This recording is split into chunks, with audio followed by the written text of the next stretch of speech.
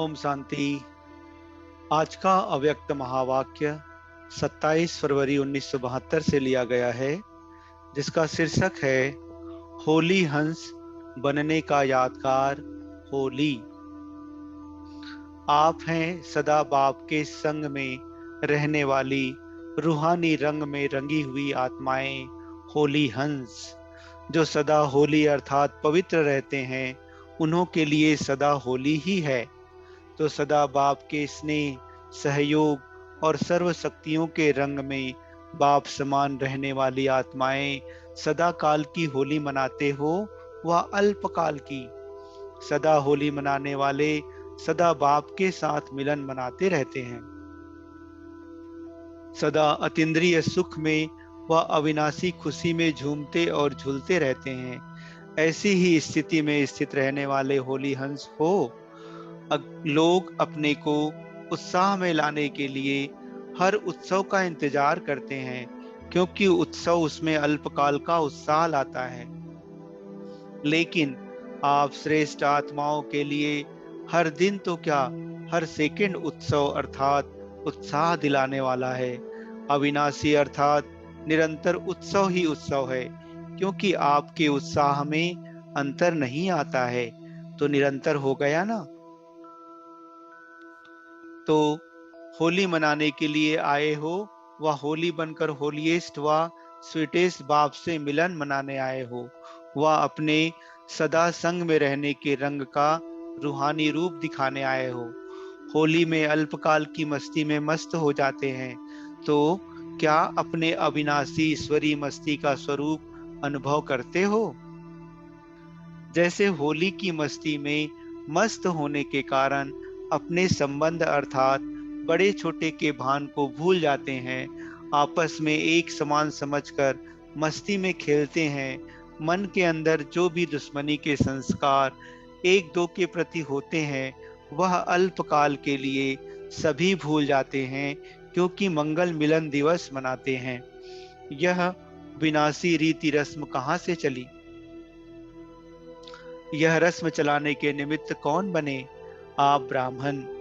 अब भी जब होली अर्थात पवित्रता की स्टेज पर ठहरते हो व बाप के संग के रंग में रंगे हुए होते हो, तो इस ईश्वरीय मस्ती में यह देह का भान व भिन्न भिन्न संबंध का भान, छोटे बड़े का भान विस्मृत हो जाता। एक ही आत्म स्वरूप का भान रहता है ना। तो आपके सदा काल की स्थिति का यादगार दुनिया के लोग मना रहे हैं। ऐसी खुमारी व खुशी रहती है कि हमारे ही प्रत्यक्ष स्थिति का प्रमाण स्वरूप यह यादगार देख रहे हैं। यादगार को देखते हुए अपनी कल्प पहले वाली की हुई एक्टिविटी याद आती है, व वर्तमान समय प्रैक्टिकल में अपने किए हुए ईश्वरीय चरित्र का साक्षात्कार इन यादगार रूप दर्पण में करते रहते हो। अपने चरित्रों का यादगार देखते हो ना।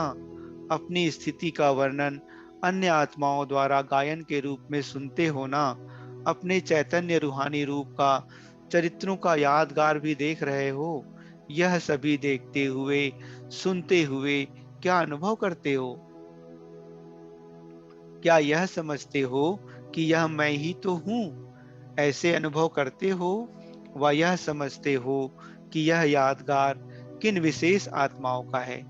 जैसे साकार रूप में यह निश्चय हर कर्म में देखा कि अपने भविष्य यादगार को देखते हुए सदा यह खुमारी और खुशी थी कि यह मैं ही तो हूँ। ऐसे ही आप सभी को यादगार चित्र देखते हुए व चरित्र सुनते हुए व गुणों का गायन सुनते हुए यह खुमारी और खुशी रहती है कि यह मैं ही तो हूँ।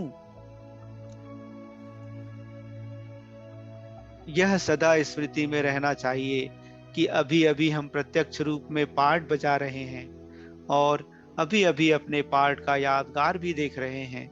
सारे कल्प के अंदर ऐसी कोई आत्माएं हैं जो अपना यादगार अपनी स्मृति में देखें? यूं तो देखते सभी हैं, लेकिन स्मृति तो नहीं रहती ना। सिर्फ आप आत्माओं का ही पाठ है जो इस स्मृति से अपनी यादगार को देखते हो तो स्मृति से अपनी यादगार को देखते हुए क्या होना चाहिए? बच्चे कोई कोई ने बताया, विजयी तो हो ही, विजय का तिलक लगा हुआ है। जैसे गुरुओं पास व पंडितों के पास जाते हैं तो वह तिलक लगाते हैं, यहाँ भी आने से ही, बच्चे बनने से ही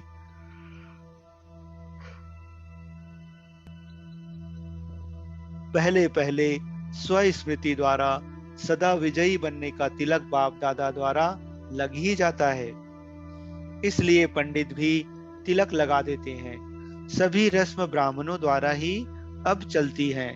ब्राह्मणों का पिता रचयिता तो साथ है ही, बच्चे शब्द ही बाप को सिद्ध कर देता है। बलिहार जाने वाले की हार नहीं होती है। स्मृति समर्थी को लाती है और समर्थी में आने से ही कार्य सफल होते हैं। अथवा जो सुनाया, खुशी, मस्ती, नशा व निशाना सभी हो जाता है।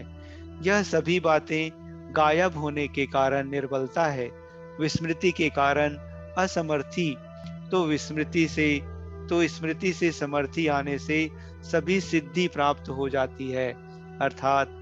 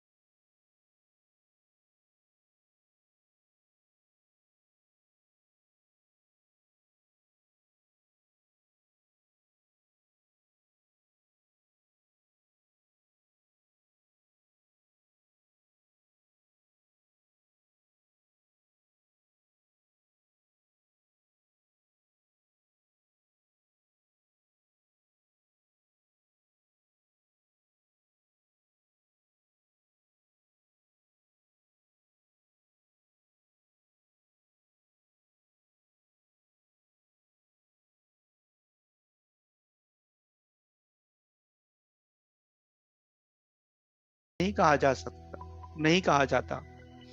बाप में निश्चय बुद्धि साथ साथ अपने आप में